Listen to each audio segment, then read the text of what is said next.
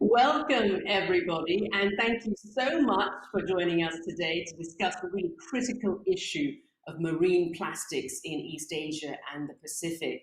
Now, we know this is a region that includes some of the world's biggest plastic producers and consumers and generates a huge amount of mismanaged plastics and waste that affects our oceans, our coastlines, rivers, and waterways. Now, with the scale of plastics pollution growing significantly in recent years, this has become a global development issue. Now, my name is Sharon Jeet Lail, and I'll be moderating today's event. Over the next hour, we'll be exploring what governments, the private sector, and other partners are doing to actively tackle this issue. We'll hear from a range of speakers, from ministers and the private sector, as well as social activists and entrepreneurs. And they will share their thoughts on effective solutions that can make a real difference. And later on the program, we'll see some concrete examples of work in this area from civil society. And of course, we want you to be part of the conversation. So we're streaming live today at the World Bank Live platform and social media channels. If you've got any questions you'd like answered, head over to live.worldbank.org and post it there. We'll be running a live poll as well throughout the event. I'll give you more details on that shortly. Please use as well the hashtag #BeatPlasticPollution to share your thoughts throughout this event. Again, that hashtag is #BeatPlasticPollution. Now, let me start our event today by introducing a video message from the World Bank Group President David Malpass to share his opening remarks. Ministers and colleagues, I'd like to speak to you today about the crisis of plastic waste. It's a global challenge with high costs and major impacts on ecosystems and human health and development. The impacts of plastics as they leak into waterways and oceans on key economic sectors like tourism and fisheries have become much more apparent.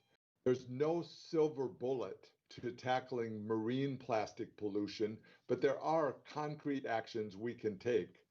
Fiscal and regulatory policy reforms can create incentives to improve waste management systems and reduce plastic use. We must improve solid waste management, especially in coastal areas and along waterways.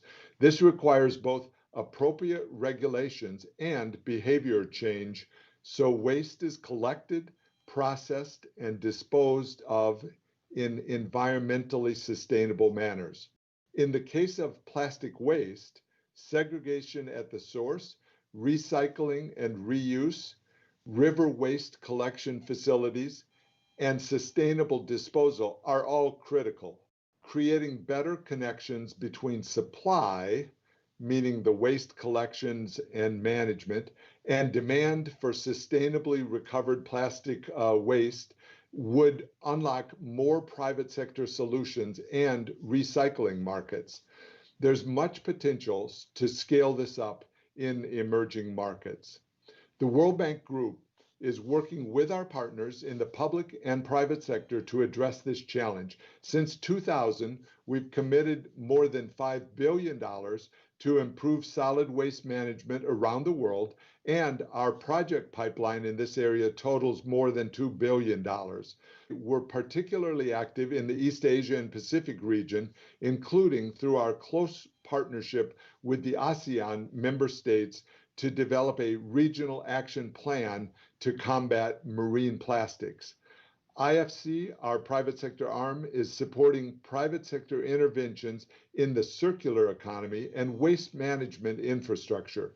For example, IFC is looking to support Indorama Ventures, a leading petrochemicals producer with a global footprint, in expanding its recycled PET capacity in targeting emerging markets. The World Bank is supporting governments such as Cambodia and Indonesia to improve solid waste management, including collection, to make recycling markets more transparent, profitable, and sustainable, to put in place policies to reduce single-use plastics use, and to improve systems to track how effective these measures are. In China, we have reoriented our program toward global public goods, including reduction in marine plastics. Let's support people, governments, and private companies who are taking action to incentivize and improve waste management in our cities, at home, and for industries, to develop new and innovative waste management at scale, and to reuse and clean up plastic waste where it is generated rather than once it is in the oceans. Thank you for your attention, and I wish all of you good health, safety, and success. David Malpass, the president of the World Bank Group, for those very important comments and really for setting the stage for this upcoming discussion. And now we're going to open our poll for this session. And the question we're asking today is, what is the most important thing to do to beat plastic pollution? And for the purposes of this poll, we've had to narrow down the choices to 4 options. Number 1, stronger regulations governing single-use plastics. Number 2, promoting reduction, reuse, and recycling. Number 3, redesign plastic products to be easier to reuse and recycle. And lastly, to make better choices as consumers and use less single-use plastics. So do take part in this poll. We'd like to see how the votes are stacking up. And to do that, you can go to the World Bank Live page. Once again, that's live.worldbank.org.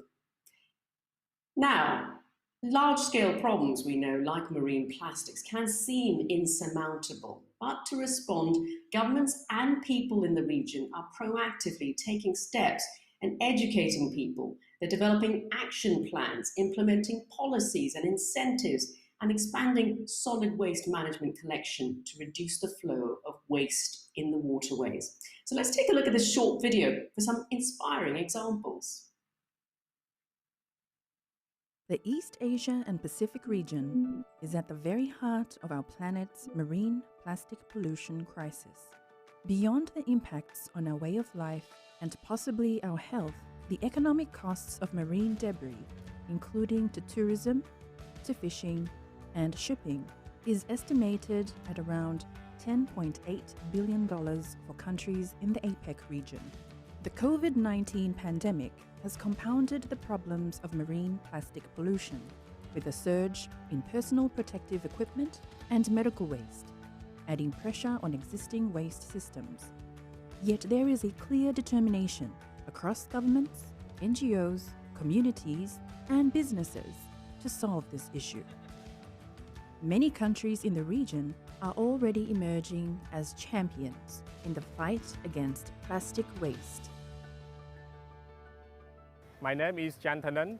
I'm a team leader for trash monitoring at Stung Canal. Plastic pollution in Cambodia is one of the most challenges in our country. Being a human citizen, I feel very shocked, and it should not happen. It should be under control, not allow this happen. My team and I are conducting trash monitoring on this drainage canal by using drone technology.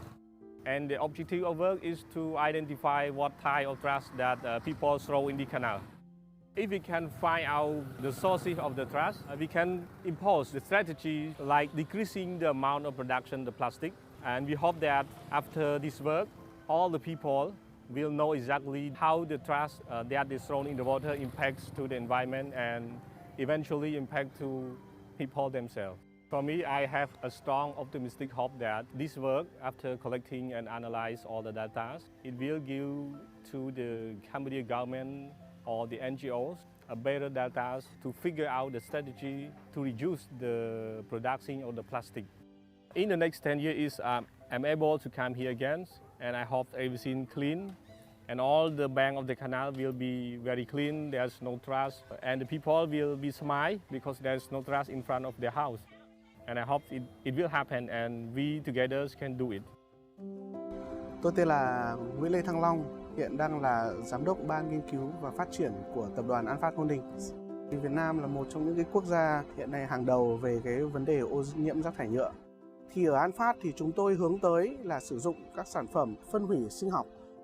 Chúng tôi cũng đầu tư vào các hệ thống xử lý rác thải để đảm bảo rằng là tất cả những cái sản phẩm rác thải về nhựa sau khi sử dụng xong thì sẽ được xử lý. Khi sản xuất thì có thể tạo ra được những cái sản phẩm phế, thì những cái sản phẩm đó thì gần như là đến 99% là đều được quay đầu trong cái quy trình sản xuất của chúng tôi. Chúng tôi cũng mong muốn rằng trong thời gian không xa, tại thị trường Việt Nam sẽ có những cái tiêu chuẩn về các sản phẩm phân hủy sinh học để chúng ta có thể phân biệt được đâu là sản phẩm phân hủy sinh học và đâu là các sản phẩm không phân hủy sinh học.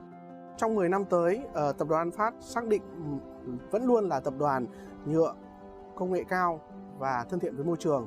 Và để thực hiện điều đấy thì chúng tôi cũng đã đầu tư xây dựng nhà máy sản xuất các nguyên liệu phân hủy sinh học hoàn toàn tại Việt Nam, và nhà máy đó sẽ là ưu tiên cho thị trường Việt Nam hàng đầu. Tuy nhiên, Alphat không thể đi một mình được. Chúng tôi rất hy vọng rằng là sẽ được chung tay, có sự đóng góp từ chính phủ, từ các doanh nghiệp Việt Nam cũng như doanh nghiệp nước ngoài tại Việt Nam và toàn bộ xã hội. Chỉ có cái sự đóng góp chung tay đó thì chúng ta mới có thể là thay đổi được cái vấn đề về rác thải nhựa này. My name is Gede Robi. I am a musician. I am vocalist and guitarist of a Bali-based rock band Navikula, and I am also a farmer. My band Navikula has been using music as the platform to amplify social and environmental issues. So Full of Plastic is a series of behavior change campaign, and we encourage or engage the collaboration between government, corporate, and then community in general to find a win-win solution. And we know actually the plastic pollution issue is a global issue, but we believe there is a solution on the local scale. Start small first, and we believe this influence can be bigger. In Full of Plastic, we use lots of local wisdom and traditional approach for this behavior change among the community. If the government can implement their regulation and then all the corporates redesign their products packaging and people change their behavior, so the success in the big picture, I see if there is a harmonious balance between people still making profit, it's like the prosperity of the people, and also in the same way we preserve our environmental and also we save the future. So this is the holistic ideal condition that we want to achieve. The World Bank Group is dedicated to addressing plastic pollution at every stage of the plastic life cycle. We are working with more than 40 countries to reduce single-use plastics usage, prevent pollution, and increase circularity, with support from the World Bank's Pro-Blue program, the Korean Green Growth Trust Fund, and others. We have more than $2 billion worth of projects in our pipeline across sectors including agriculture, fisheries, transport, and tourism. There's considerable work already underway. We're working in partnership with ASEAN to deliver a new regional action plan that will develop a roadmap of regional activities aligned with national actions, drive collaboration across shared river systems and coastlines, and advance our goals towards a circular economy for plastics. We are working with governments across East Asia and the Pacific to reduce and ultimately end the use of single-use plastics, to drive plastic recycling and reduce plastic leakage into water systems. And through the International Finance Cooperation, or IFC, we are working with some of the region's biggest companies to push for circular economy business models through investments in materials, sustainable packaging, and climate-smart waste management. This is the time for action. We have the champions to drive this action and the knowledge to target our efforts from source to sea. and we are ready to get to work.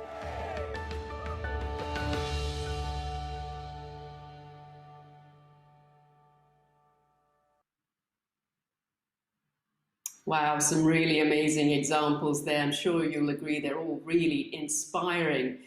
Now, once again, if you're just tuning in, I'm Sharonjeet Lail, and you're watching a World Bank live event. This is Marine Plastics in East Asia and the Pacific, the challenges and opportunities. I'm now pleased to welcome our high-level panel. We're really fortunate today to have senior government officials from 3 countries, as well as senior representatives from 2 companies, all of whom are leaders on the marine plastics agenda. Welcome, everyone.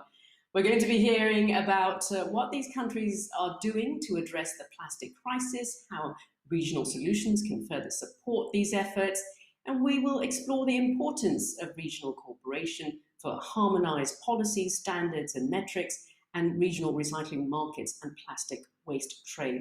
And finally, we're going to be discussing the critical role of the private sector in addressing marine plastics through technology, financing, and business model innovations on both supply and the demand side. So before I kick off with specific questions to each of our panelists, may I remind you that we've only really got 35 minutes for this discussion, so if you could keep your answers fairly short. And we do want to hear from all of you because you've all got very important messages. I'd like to kick off first with a quick question to all of you, and please don't take more than a minute to answer.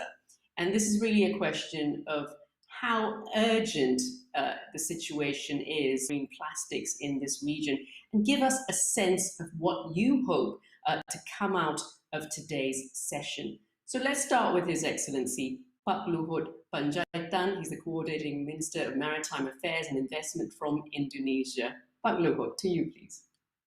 Yeah, thank you very much. Good morning to everybody. And first of all, I congratulate this event, and I think it's very good.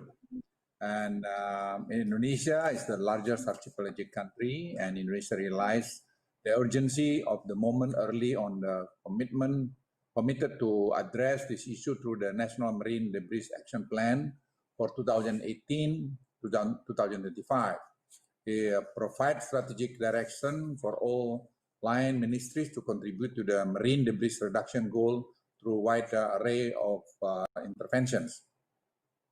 Our coordinating minister coordinates action from several line ministries, partners particularly with the private sector and civil society organization, are needed to achieve our ambition goals. Private sector leadership is needed for designing alternatives to plastics, including packaging, which is one of the most important contributors of plastic pollution in our country. We are also entering our 2nd year of implementation of the Citarum River program to improve waste management at what once was one of the most polluted rivers in the world. But if you look at now, the result after 2 years, a lot of progress over there. You cannot recognize anymore the river because before, really very polluted river. The COVID-19 pandemic has made the marine debris challenge even more acute in Indonesia, especially considering the increase of medical and plastic packaging waste as found by the Indonesian Institute of Science, LIPI, recently. The budget constraint from the pandemic economic downturn also constrained much needed investment, particularly in waste management and in providing incentive for the development of alternatives to plastic. Hence, private sector bold action are needed than ever. That's I think what happened now in Indonesia, and we are really working very hard for that because we understand this is not the Indonesian problem. This is I think the global problem. Thank you.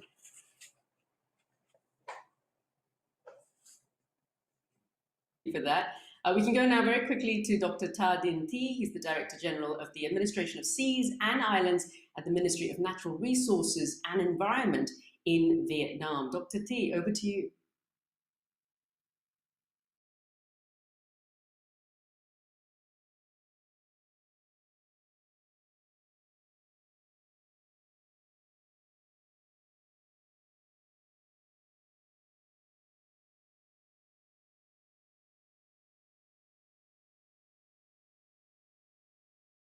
interrupt you. I think we are having some trouble hearing you.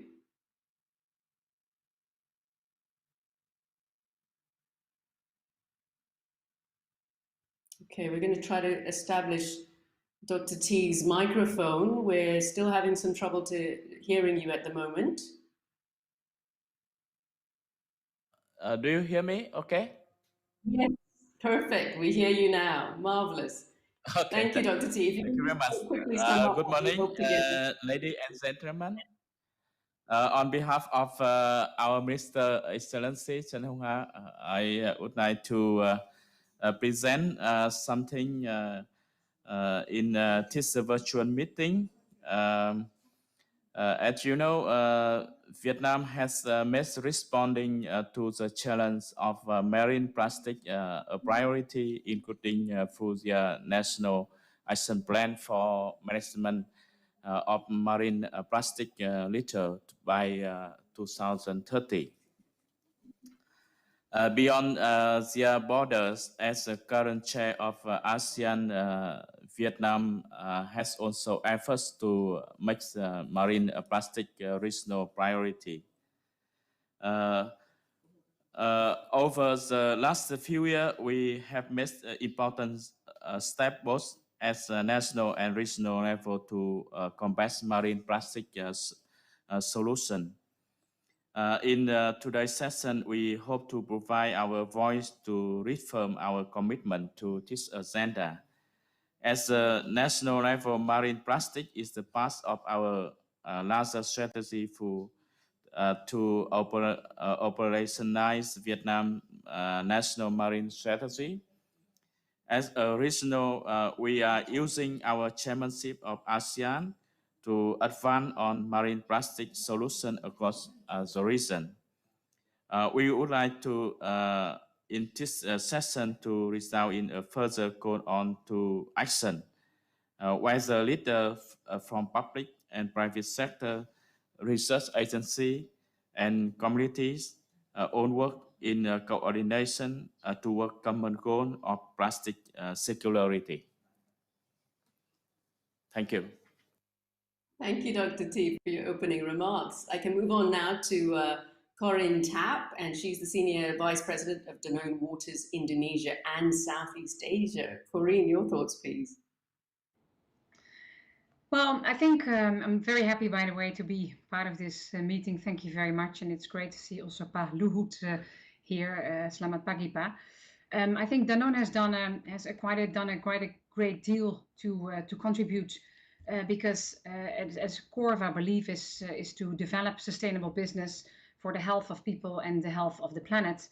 And when I talk to my part of the world, in particular in Indonesia, where we have a very strong business with the Aqua brand, our mission is to provide water and hydration for all, but also ensure and doing that whilst ensuring the health of people and the planet.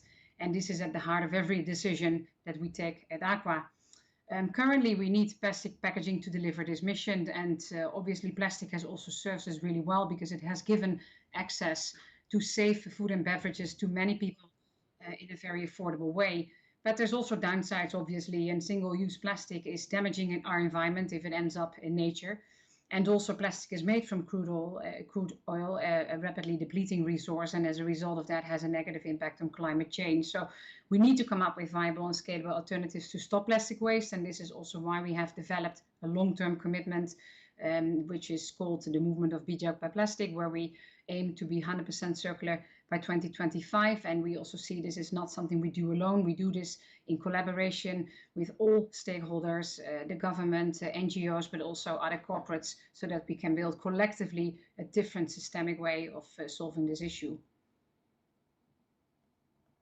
Great to hear from you, Corinne. Thank you for that. I can now move on to Mr. Yash Lohia. He's the Executive Director and Chief Sustainability Officer of Indorama Ventures, for some opening remarks. Thank you so much, Ms. Sharanjit. Thank you to the World Bank for having me. I'd like to thank the President also to highlighting how Indorama Ventures is working with the World Bank and IFC to help collection rates, help recycling. Good morning, Your Excellencies. Good morning, Ms. Tapp. So firstly, I want to talk about, there are thousands of different types of plastics. Just to introduce Indorama Ventures. Our core business is PET, and PET is only one type of plastic. The total plastic industry is about 350 million tons, whereas the PET industry is about 28 million tons. So roughly 8% of the total plastic industry.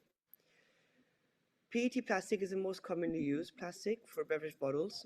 PET bottles are easily recyclable and the most recycled plastic in Southeast Asia and the world. PET is about 1/3 of the plastic packaging today. But because it is the most collected plastic packaging in the world, it is also a smaller proportion of plastic waste. But let me be clear, one recyclable PET bottle ending up as waste is not acceptable. PET and recycled PET has been approved as safe for food contact by the FDA, by Health Canada, by the European Food Safety Authority, and that is why governments are passing laws to collect PET bottles, not limit them. Collection is one of the major challenges, of course, but it's also the misconception around plastics and PET. If consumers switch to packaging alternatives that have a higher carbon footprint, such as aluminum cans or glass bottles, that will be hurting the planet. Ignoring the inefficient collection systems we have is also a major problem when it comes to collection. Should any of us, taxpayers, industry, brands, or retailers, pay for collection systems that are inefficient? We don't think so. So that's something that we want to hear more about in today's session. And there's nothing any of us can do if even a small group of people dispose of packaging irresponsibly. So we must adopt a zero-tolerance approach to littering and dumping. Thank you. Certainly, I think you all get across the idea of just how urgent the situation is and how we really need to act now. I can return now to His Excellency Pak Luhut. You talked a little bit about how Indonesia has really been a front runner in tackling marine pollution. I believe we've just lost Pak Luhut as I was asking that question. I hope we can get him back. But as you know, this is a live virtual event and these sort of things do happen. If I can't get Pak Luhut back, I may address my next question to Dr. T from Vietnam. Let's go to you, Dr. T. You also talked about the crucial role that Vietnam is playing in this area. Of course, Vietnam is chairing the ASEAN community this year, and you're speaking on behalf of ASEAN to some extent. So could you briefly describe for us the impetus and resolve of Vietnam to address the marine plastics challenge? I mean, your Prime Minister launched a campaign to ban single-use plastic nationwide by 2025. So how is the government moving forward with this, and what are some of the challenges you face? Thank Madam says. The way that the government is moving forward on this commitment. Right after the Prime Minister launched the campaign, the ministry and sector and localities have been actively implementing many synchronous solutions, such as to minimize the use of single-use plastic products at work and in conference, seminar, meeting, anniversaries, and other events, and prioritize the session of recycled and environmentally friendly products. To promote propaganda and popularization to raise awareness about the impact of using non-disposal and single-use plastic bags, the benefits of using alternative products, environmentally friendly plastic bags through diversification of communication channels, and review and propose to amend the mechanism and policy to minimize increase recycling, reuse, and prevent the harmful effect of plastic waste on the environment. To mobilize trade centers, supermarkets, shops, traditional markets, hotels, restaurant, tourist resorts and production, business, tourism establishment, etc. in the locality to make a commitment on reducing plastic waste, limiting the use of single-use plastic item, or replacing with environmentally friendly products. Promotes innovation, creativity, research, and transfer of technologies to produce environmentally friendly materials to replace the plastic in production and business, such as plastic material decomposing in seawater, biological plastic material, promotes and supports scientific and technological research tasks related to recycling and treatment of plastic waste. Applies national technical regulation related to recycling and treatment of plastic waste. And for the main challenges, we think that there are some efforts. The consumer still have the habits of using plastic bags mainly due to their convenience. And the cost of plastic bags is low, making it difficult and for consumers to change their habits of using plastic bags in their daily life. Environmentally friendly products are not yet widely sold as the convenience store, and these products need to be recognized as meeting the quality standard of national authority. Promotion and marketing of products to consumer need to be encouraged. And third one, waste is not yet separated as source, leading to unsatisfactory quality of waste for treatment and recycling technologies. That is the main challenges. Thank you.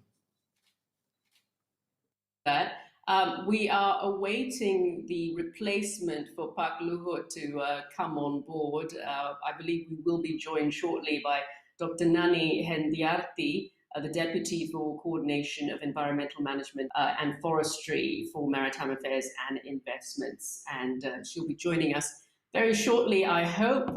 We are trying to re-establish the connection to Indonesia and Jakarta. But before we go to that, let's have a look at, I believe Ibu Nani can join us now. Thank you so much, Ibu Nani. We have you and we can see you, and hopefully we can hear you too. So I would like to thank you for joining us. We were talking earlier to Pak Luhut, who was talking about how Indonesia really has been a front runner in tackling marine pollution. He talked about the National Marine Debris Action Plan, which aims to reduce plastics in the ocean by 70% by 2025. So tell us, how well is Indonesia doing with this target, and what is the greatest challenge to achieving it?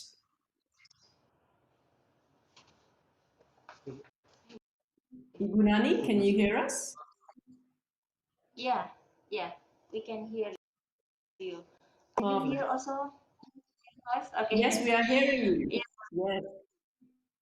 Okay. For the question, apologize that Minister Luhut has to leave our meeting with the. Your question, how we implement our plan of actions with the ambitious targets. We work with the cross ministries. The keyword that we use is we have 5 strategies. Yeah, which is the 5 strategies is the first is behavior change, and the second is how to reduce the pollution, plastic pollution in the ocean, and the third one how to handle the plastic waste in material. And the report, one is about the innovation, and also the last one is about the research and development. So regarding innovation is also very, and then we use this what innovation is needed along the entire of the plastic cycle to redesign product, create the new supply chain, and also in the consumer materials and material substitutes. So also improving the feedstock and maximizing the recyclability of the product while improving the financing sustainability of the recycling based on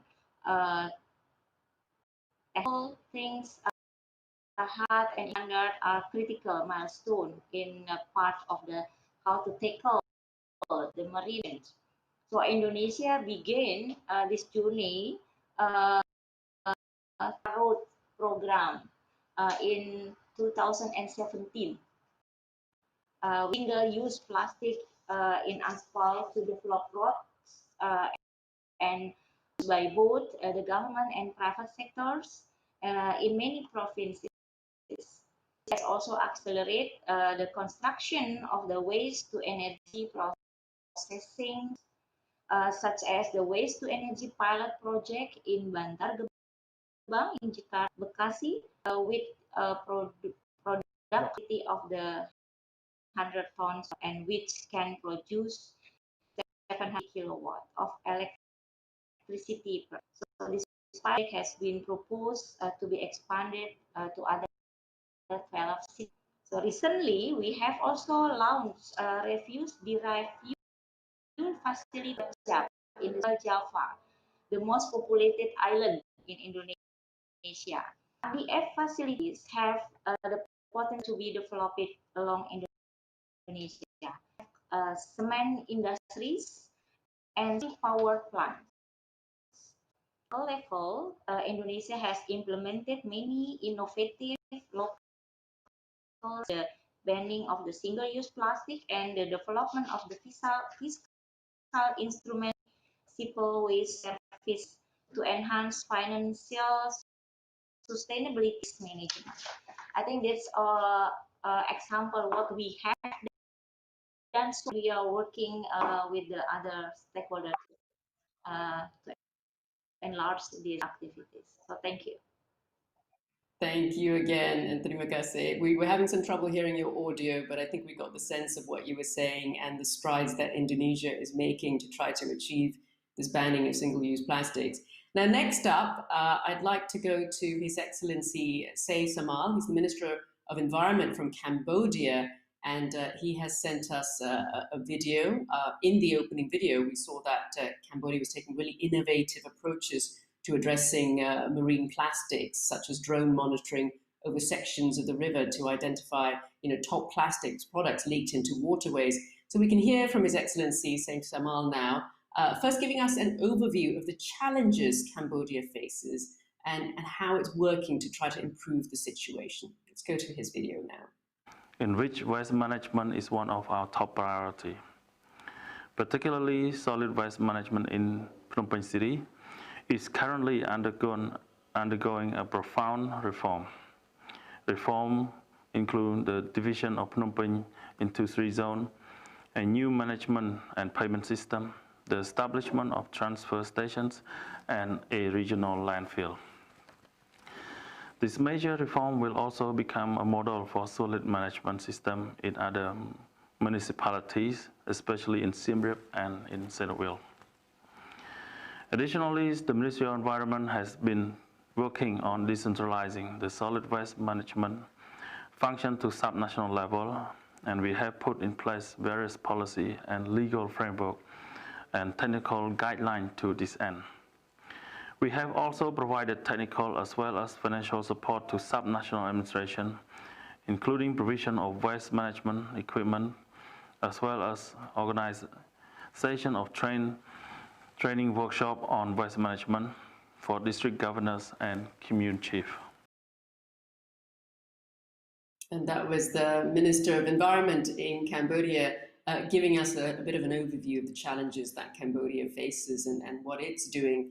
But next up, we can go to our private sector participants. I mean, we heard from Corinne just a little earlier. You were talking about how Danone has done a great deal to look at the future of plastics and how to try to drive sustainability through product designs. And Danone Aqua, you talked about, has pledged to recover more plastic than it uses in Indonesia, including through interception of marine littering.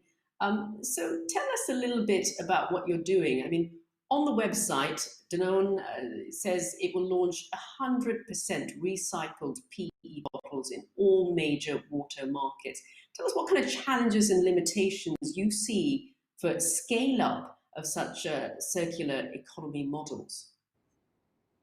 Well, what I can say as the short answer is it takes a long time. You need to be patient, and it takes a long time and a lot of effort with a lot of stakeholders. So let me share briefly the story of Aqua, because I think it's quite exemplary for the journey and the effort it takes as well. In 1994, actually, we launched our first returnable 90-liter water jug, which is a fully 100% returnable model, one of the best practice as mentioned by Ellen MacArthur, and is now 70% of our business.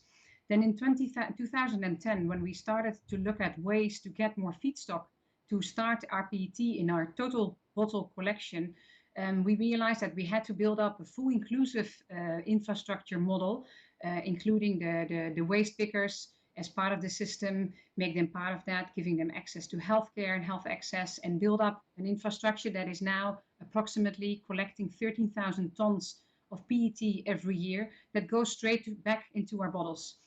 But then we realized this is still not enough. So that's why 2 years ago we launched also to support the government of Indonesia, as Pa Luhut was saying, this very strong ambition of reducing 70% of marine waste by 2025. We wanted to support that. So we launched our plastic pledge and the movement Bijak by Plastic, so be wise about plastic. And there's basically 3 pillars in this movement and in our commitment. The first is collection, because collection is the key, and collection is the huge challenge in Indonesia. So indeed, we said by 2025, we want to collect more plastic than we produce. And actually in the island of Bali, that is already the case.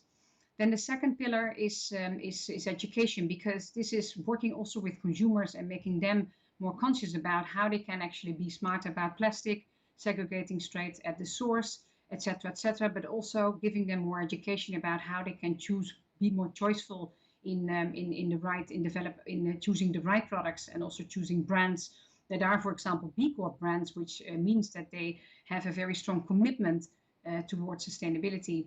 And the last pillar is around product innovation. And we said we want all our packaging to be 100% recyclable, reusable, or compostable. And we use packaging innovation to lead the way and show that it's possible to have circular models. I know that some of you have been wondering what's next to me, and this is indeed a PET water bottle, which might be a little bit controversial in this session, right? But I'm actually very proud to show this bottle and to drink from this bottle, because this is the first 100% rPET rPET bottle that was produced in Indonesia, and it's one of the first bottles that Danone was actually able to produce.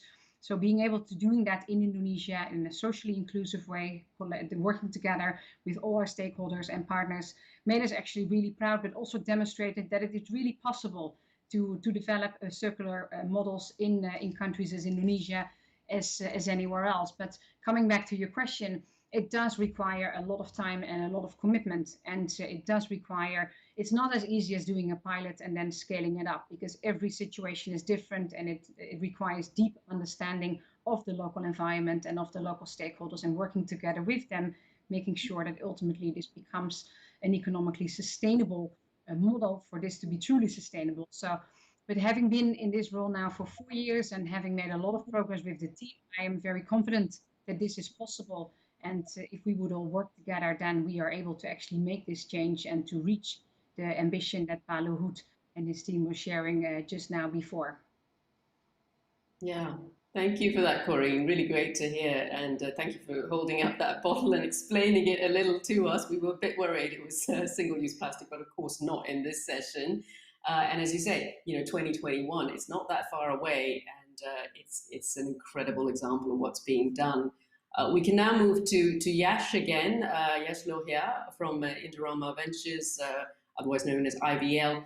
You talked about how, of course, it is a global leader in PET resin manufacturing and recycling, really a key supplier to a lot of leading food and beverage brands. So tell us a little bit about what's motivated your company to voluntarily commit to recycle some 50 billion bottles of PET annually.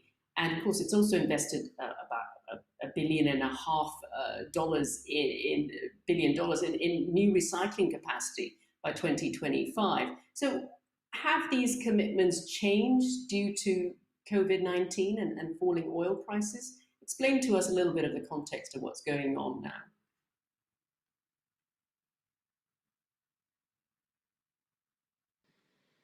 Oh, yes, we're having some trouble hearing you. Great, we are hearing you now. So IVL got into PET resin manufacturing back in 1995. And since then, we've grown our capacities. Today, we have about a 20% market share in virgin PET globally. We have about 21 PET manufacturing plants around the world. So as that was continuing to grow, we got into the recycling business in 2011 when we acquired a company called Wellman International. That's in Netherlands and France.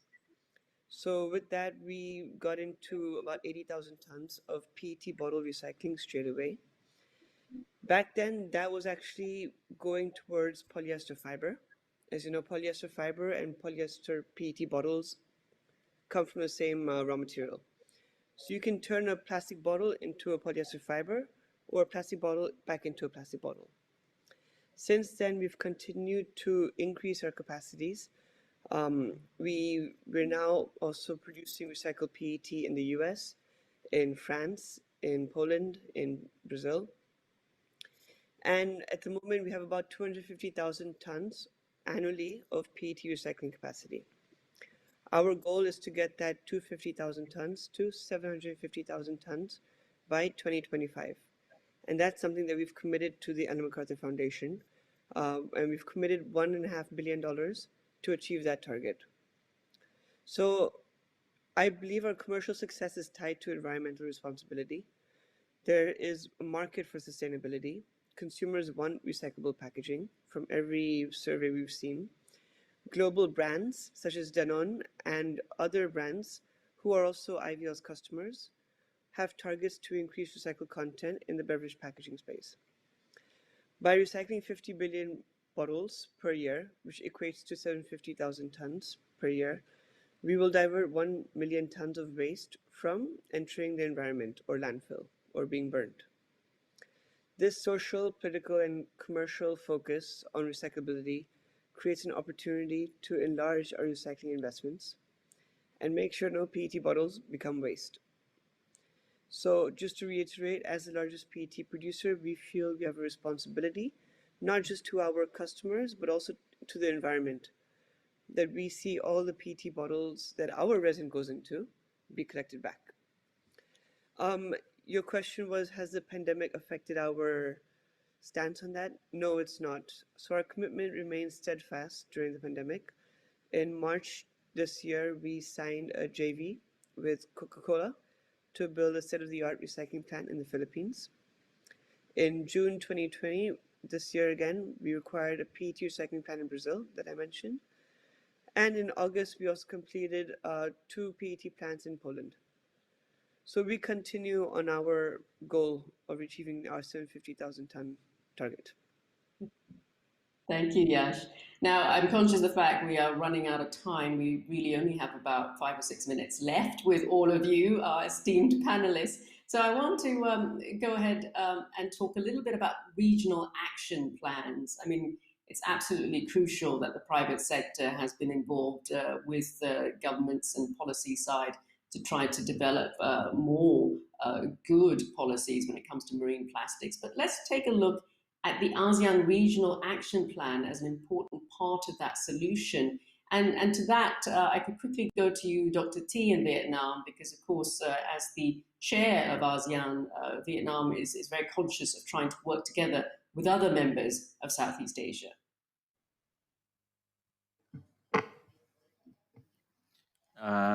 Marine plastic pollution had become an urgent global problem, an inter-regional and cross-border issue. So it's necessary to have joint efforts of each country, the region and the world. In East Asia and Southeast Asia, many national and local initiatives have been introduced to reduce the amount of plastic waste released into the ocean. In June 2019, ASEAN member states continue to adopt the Bangkok Declaration and ASEAN Framework of Action on Marine Debris as a regional action effort that could be taken to address the common challenge of plastic waste pollution. As the chair of ASEAN 2020, Vietnam recognized that plastic waste and marine plastic are one of the priorities for the implementation and emphasize the responsibility to coordinate with the government of ASEAN countries. The focus would be on sharing management model, technological innovation, and advanced solution of country in order to mobilize sustainable financial resource for effective implementation. Thank you. Thank you, Dr. T. Now let's have a listen again to Cambodia's attempts to address the situation and the specific actions they're taking, particularly when it comes to the ASEAN framework for plastic waste. So let's hear from the Minister of Environment from Cambodia again. We are also working closely with other development partners on social initiatives such as behavior change around solid waste management. In terms of plastic waste, the ministry has been taking an important step in plastic reducing by regulating the importation, production, distribution, and the use of plastic bags. Under this regulation, plastic bags with eco-friendly feature ban and levy on plastic bags is imposed, especially at supermarket and shopping center. Additionally, a new regulation on single-use plastic is currently being drafted with the aim to reduce plastic waste, especially at dumping sites and in the sea. Today, even on marine plastic is fit with regional and global effort in combating marine debris. ASEAN in particular has taken marine plastic as a regional priority with the endorsement of Bangkok Declaration on combating marine debris in ASEAN regions and the ASEAN Framework of Action on Marine Debris. So that was the Cambodian minister again. It was great to hear from him. Now, we are quickly coming to the end of our session. I mean, there's so much to say about this really, really critical and important issue. But what I'd like you all to do now, and it's wonderful that we've had all of you here talking about your expertise, talking about what companies and countries in the region are doing. I'd like you all to sum up very quickly because we only have about 3 or 4 minutes left.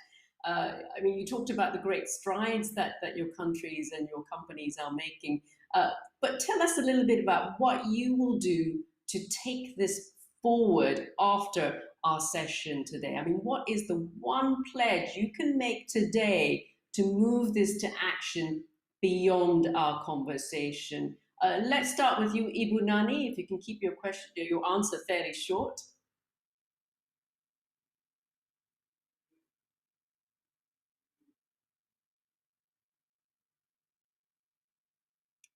I think we may have lost Ibu Nani and she's not hearing us.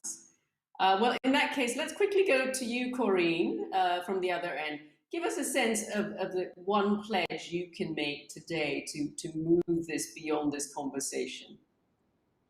So my dream is a world without waste, and making sure that whatever we do, it is circular and creates multiplier advantages, including to everybody as part of the system, but also to the planet. So in Danone and at Aqua, we believe that our vision, one planet, one health, is guidance to run our business. And after this, we will continue to fight with all our passion and convictions to make everything we do in a circular manner with all the resources that we use, and make sure that as part of that, we provide jobs and health to people, health for the people and for the planet.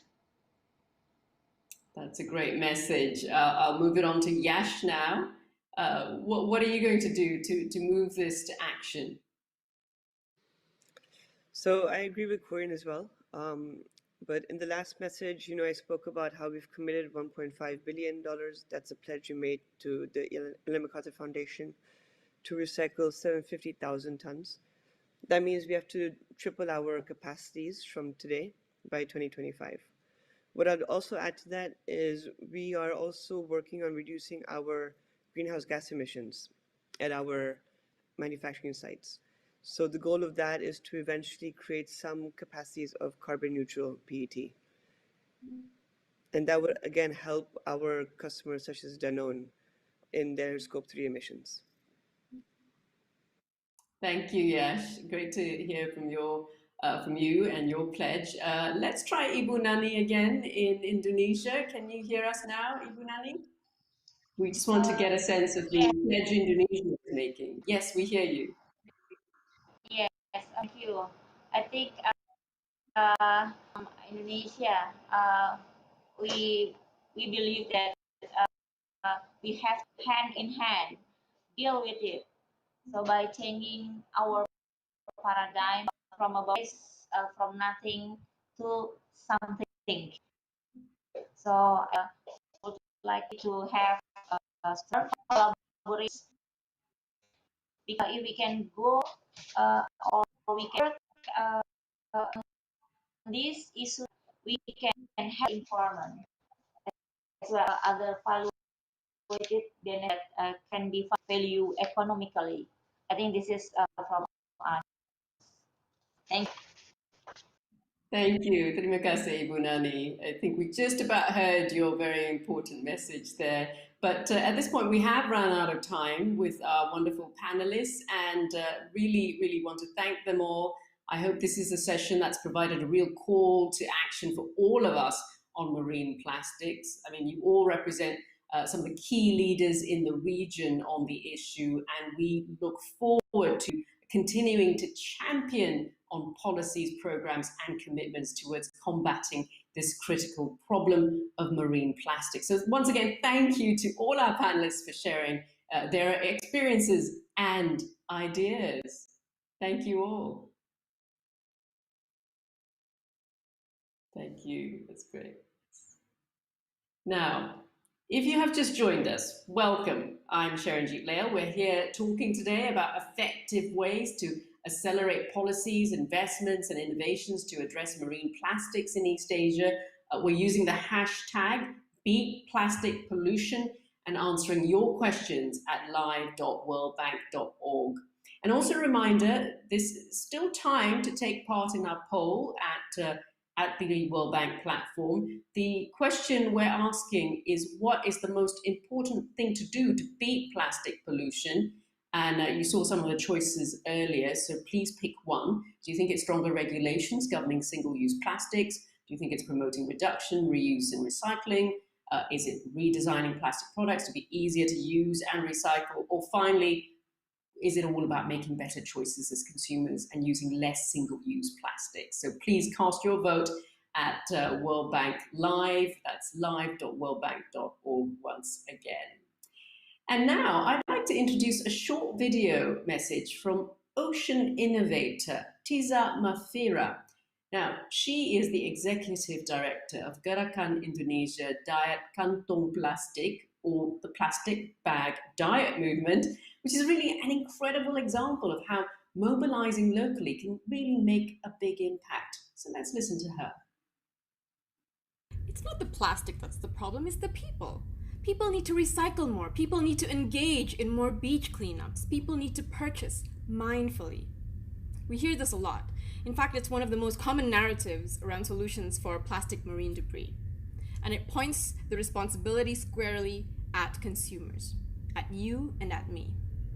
In reality, consumer choice is actually guided by external systems, either government policies or corporate marketing. We never had a need for fizzy soda drinks. There was no demand or need for straws unless you were disabled. Yet here we are today in a world where plastic soda bottles and straws dominate the litter found on shorelines. Right now, consumers are discouraged from sorting and putting things into the recycling bin due to a number of problems.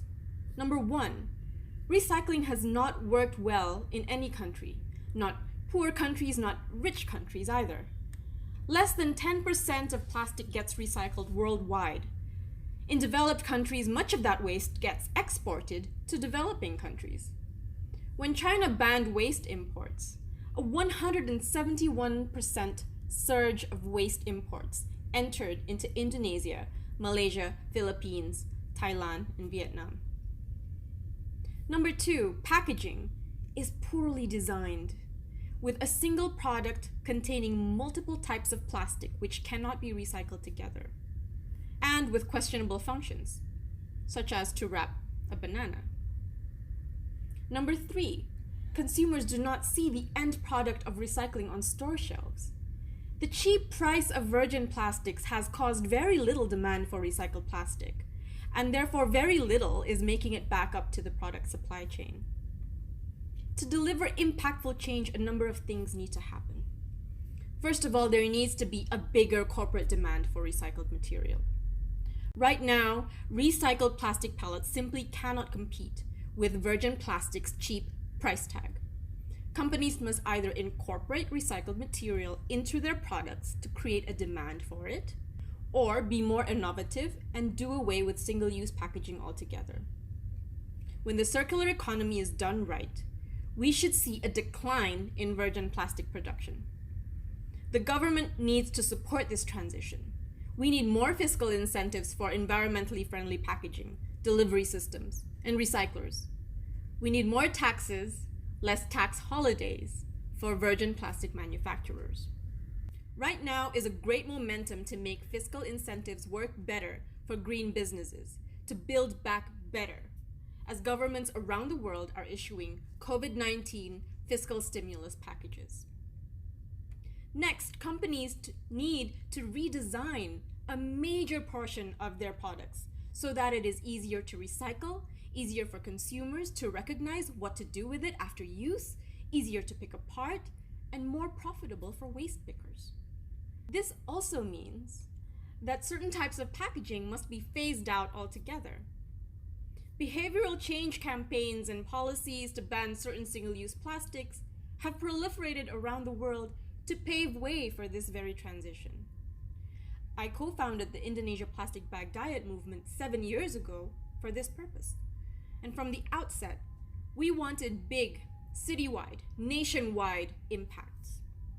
So we worked closely with governments, subnational governments, helping them to think of how to design single-use plastic bans, how to tailor the message to their citizens, how to make sure the outcome is to see a shift to reusable bags brought by customers from their own homes, how central government can provide incentives to subnational governments to enact these policies. And after 7 years of hard work, today we've achieved what was once unthinkable. 35 cities across Indonesia have banned plastic bags, including Bali and Jakarta. And 90% of those surveyed in Jakarta are saying that they bring their own bags from home. This is our contribution to this systemic problem. Others can and should do more. Ordinary citizens can start by influencing their families, schools, and workplaces. Small businesses across the Asian continent can start reviving the beautiful woven baskets and banana leaf packaging made by local craftsmen, of which we have an abundance of. Big corporations can reinvest in refill delivery systems and more recycled content. and governments can rebalance the fiscal incentives to encourage this shift. If we all do our part, we can achieve our goals for a plastic-free ocean. Thank you. What a fantastic story, and what a great message from Tisa for sharing that with us today. And now I'd like to turn to our next guest, His Excellency Ambassador Vegard Kale from Norway's Ambassador to Indonesia and Timor-Leste. He's here today representing the Pro-Blue program, which we heard a bit about earlier. Thank you for being with us here today, Ambassador. That's great. I can see Thank you very much. Excellent, and Can we you are hear me? hearing you. Yeah. Yes, and I wanted to ask this one question to you. I mean, Norway was ProBlue's inaugural donor. It's really the country that encouraged others to join forces to address ocean health, including things like marine pollution. So tell us a little bit about why Norway has prioritized addressing marine plastics, particularly here in Southeast Asia. Yeah, I will. And thank you very much for the introduction.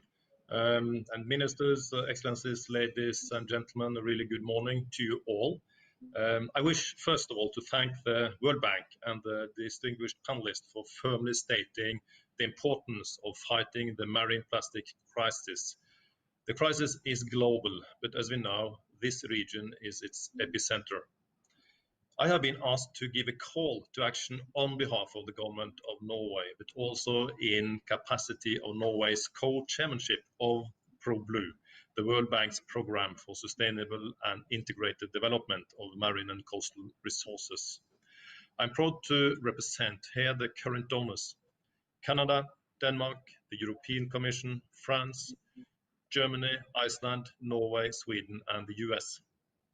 It is with some urgency I give this call to action, as we are all aware that marine plastic pollution is one of the fastest growing environmental problems, affecting the poorest among us hardest. But the picture is not all bleak. In this part of the world, Southeast Asia, governments now give much more attention to the problem of plastic pollution. Ambitious targets have been set to improve waste management and to reduce the flow of waste and plastic into the ocean. And in 2017, the United Nations Environment Assembly adopted a zero vision for marine plastic pollution, and it has passed 3 resolutions to follow it up. Still, a lot of work needs to be done, and international cooperation is the key to success. This is why my government is a strong promoter of initiatives against marine litter. To back up political commitments, my government has set up a development assistance program targeting this region especially. Our strong commitment to ProBlue comes from our wider ocean agenda, of which marine plastic pollution is an important part. ProBlue is organized around 4 pillars, focused on improved fisheries governance, marine litter and pollution management, bluing ocean sectors, and last but not least, an integrated seascape management. I believe the distinguished panelists are familiar with ProBlue activities in this region, which have funded diagnostics and assessments aimed at preventing marine plastic. Key to this is the use of innovative approaches to data collection and engagement across the value chain to enable private sector's investments in plastic waste prevention and reduction. It's my impression that there is not enough knowledge about the potential value of plastic resources. Hopefully, ProBlue can contribute to expanding this kind of knowledge. I find it reassuring that the private sector is starting to understand this value. Last month, the business call for a UN treaty on plastic pollution was launched with a number of large companies as signatories. The reason these companies commit to a global agreement is that it will create a level playing field for business actions across the globe. Many solutions to reduce plastic pollution are already available, but the private sector needs a global framework as a basis to implement them. So, in conclusion, I'm cautiously optimistic that the developments I have mentioned here will eventually deliver the zero vision on marine plastic pollution. It will take political will to make necessary changes. My hope is that ProBlue and my government can lead to such a change. So thank you very much for your attention. Thank you, Ambassador Carlo. That was really interesting to hear about ProBlue and the initiatives that Norway is making to obviously expand on that. Thanks once again for joining us today. Now, we are coming to the final segment of our program today, and I would like now to introduce our final guest. We have Ms. Victoria Kwakwa, who's the Regional Vice President for East Asia and the Pacific for the World Bank.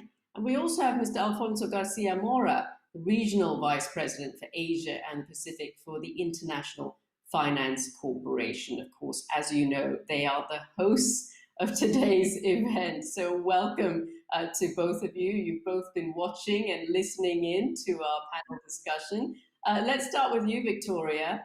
I mean, you were listening to that discussion from both the private sector and from Southeast Asian ministers and government representatives. How do you think the World Bank can best support ASEAN and the regional governments here to try to tackle this huge issue of marine plastics? I mean, what can the World Bank offer to really, achieve measurable regional action?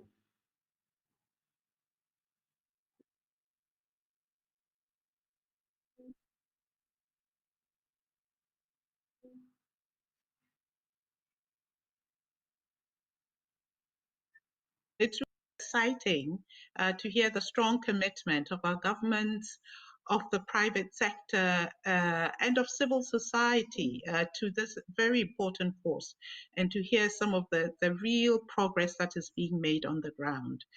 So I'd like to thank our panelists and to thank everybody who's in the meeting today. For this event. Now, listening to the speakers, they've mentioned stopping the leakage of plastics. They've mentioned about moving more towards a circular economy. They've mentioned about policy and regulatory frameworks. And they've also talked about education and getting people to change behaviors. And I think in all of these areas, the World Bank can bring some value addition. And we are indeed trying to work with the countries in these areas. We're working with them through knowledge. The ambassador has just mentioned the importance of knowledge. Through knowledge activities, through, of course, our financial support, and also through policy advice. And all of these come together across these three areas or four areas that I've heard talked about. So in terms of stopping the leakage of plastics, what are we doing and what could we do more of? Well, first of all, we're really trying to help countries identify the sources of leakage, what and where is leaking into the river systems and eventually into the oceans. And for example, in Cambodia and Myanmar, we're using drone technology to try and help them look at the 10 top products that are leaking, as was mentioned. We're also doing similar work with China to help them find the source of pollution. And in Indonesia, we're finding the leakage hotspots as the basis for action. And then we're working with Cambodia and China and Indonesia on solid waste management, because that's really important to keep the plastics from going into the oceans. On the second area of turning more towards a circular economy, what we're really trying to do in Philippines, in Malaysia, in Vietnam, is really help assess plastics value chains so that we can really catalyze the development of recycling markets. We've seen the problems with recycling that were mentioned. And so this is another area that we're continuing to do some work on. And then on the policy and regulatory frameworks, it's really important to have the right incentives in place to have both individuals, consumers, governments, to have the private sector behave the right way and to move in the direction of the circular economy. And so here we're working with China on their pollution control policy that was just announced in January. We're also working with Malaysia on its circular economy framework. And we're working with Indonesia also around similar issues. It's the issue of fiscal incentives, plastic bans, and putting the right policies and regulatory frameworks in place so that you get the right actions and you reduce use of plastics, you encourage reuse, and you also move towards recycling. And then in education, we're really trying to launch a major campaign with the government in the region to really, and civil society groups as well, to reach out to people, to educate and to get the right behaviors on a daily basis of ordinary people, everyday people. So let me stop here. But this is a very important area for us in East Asia and the Pacific. In the World Bank, this is a major priority area for us of work, and a lot more resources are being put in there. But we're delighted to see the commitment of the government and private sector and civil society. We can't do it. You know, we can go behind them and support them. And that's the basis for our action. Thank you. Yeah, gosh, Victoria, it sounds like the World Bank is doing a lot already in this area. But you know what was really crucial today, and what I found really important, I'm sure as did everyone else watching, is the fact that we managed to get the government as well as the private sector to try to build these partnerships. So tell us a little bit about how, and I know you touched upon it, but tell us a little bit about how the World Bank is really using its influence to try to help build these partnerships with key stakeholders from the public and private sector. Sure, thanks. Look, Sharanjit, as you've seen, this isn't something the public sector can do alone. The private sector can't do it alone either. You need the private sector, the government, you need civil society, and everybody working together. And you need the government also to work together, So we're using some of our convening power to bring some of these partnerships into being. And what we've started to do through our Singapore office is really to bring the governments together, to learn from each other, to speak to each other, and to sort of plan how to move forward. And we're delighted we've been able to do that, and including through the ASEAN platform, working with the countries, the ASEAN, you heard about the marine plastics action plan that we were delighted and privileged to have the opportunity to work with them on. So the ASEAN platform helps with the government partnerships.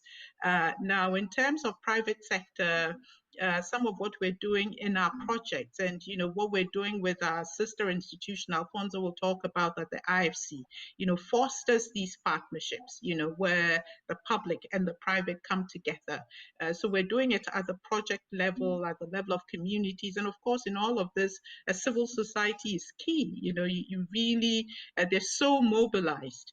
And again, through the projects work that we do, through some of the advocacy, reaching out to the civil society groups and fostering partnerships between the civil society and the governments, through the projects that we're funding, through the analytic work that we do. And when we go out to do the campaigns, we're going to work very closely with civil society as well. So lots of opportunities that we're really trying to seize. Thank you. Thank you, Victoria. That was a great message there, and so good to hear what the World Bank's doing. And in fact, you mentioned Alfonso now, and I can bring him into our discussion. I mentioned earlier Alfonso. He's the Regional Vice President for Asia Pacific and Pacific of the IFC. So we heard Victoria talk about some of the things that the World Bank's doing, what the IFC is doing as well. So tell us a little bit specifically about what exactly you're doing, because we know the IFC has a role in trying to incentivize the private sector to take on more action in this. So can you give us examples of one or two IFC innovations in financing frameworks or investments that are really helping to tackle the marine plastics problem in the region? Sure. Thank you, Saranjit, and thank you to all of the country representatives, private sector leaders, civil society organizations, and all the participants today in this great seminar. So I think, as you mentioned, Saranjit, the private sector has a critical role to play in reducing plastic waste and usage. We have discussed it today, whether through innovations in packaging design, waste management, or developing new business models. that support a transition to a circular economy, as we have here today. Actually, it is quite impressive and innovative and very interesting examples that we hear from different parts, public and private sector.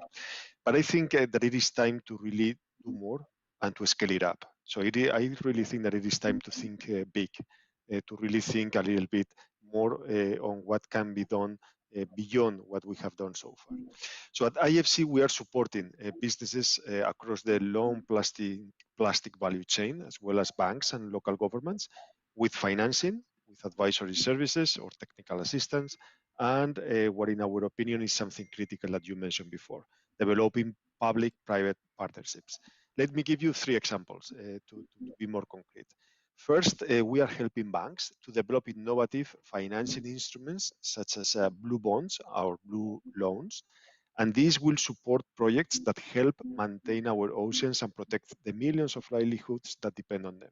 We are also developing a blue bond loan framework, which will help to guide the development of this nascent market and maybe at some point become standards that can be used broader. Second, we are looking to collaborate with Mr. Logia and his team at Indorama Ventures to expand the recycling capacity in multiple Asian countries that are contributing to plastic pollution.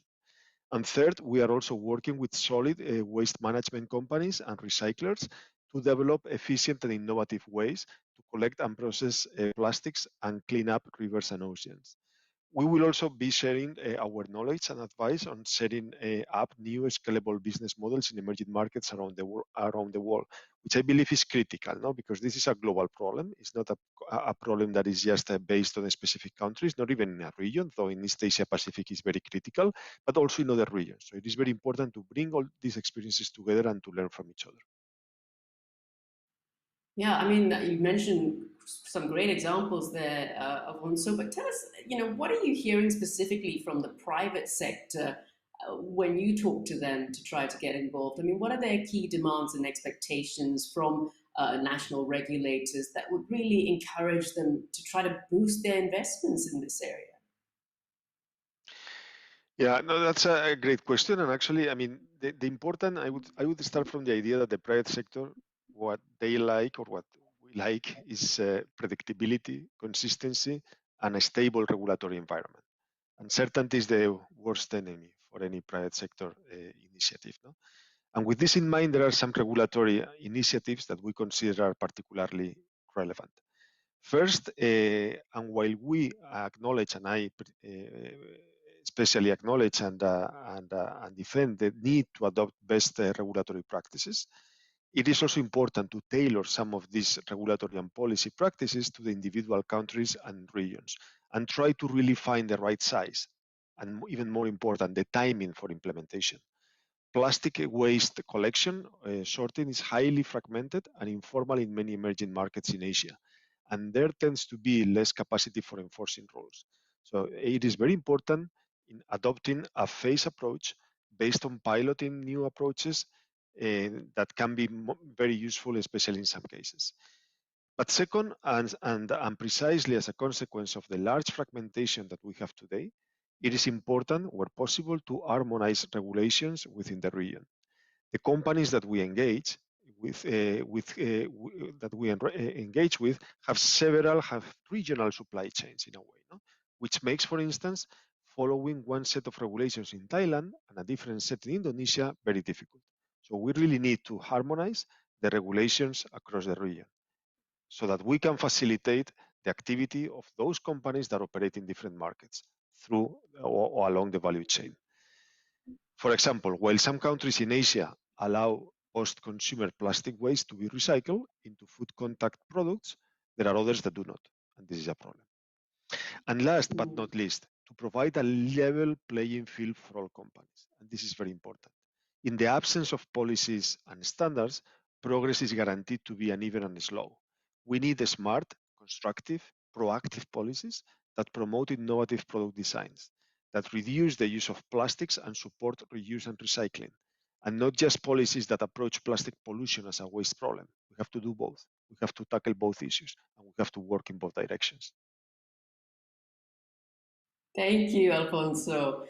Well, it was great hearing from both of you, Alfonso Garcia Mora, the Regional Vice President for Asia and the Pacific of IFC, And we also heard from Victoria Kwakwa, the Regional Vice President of East Asia and the Pacific for the World Bank. So thank you both, our hosts for today's event.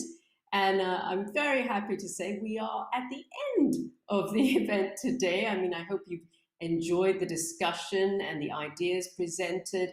I mean, we certainly learned a lot. And it does seem that, unfortunately, there's no real one-size-fits-all solution in addressing the real big complexities of the marine plastics challenge that we've been hearing about.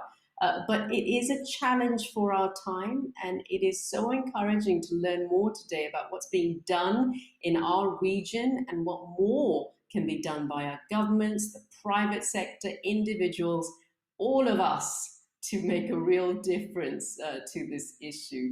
So thank you once again for everyone out there watching. It's been a great pleasure to moderate this.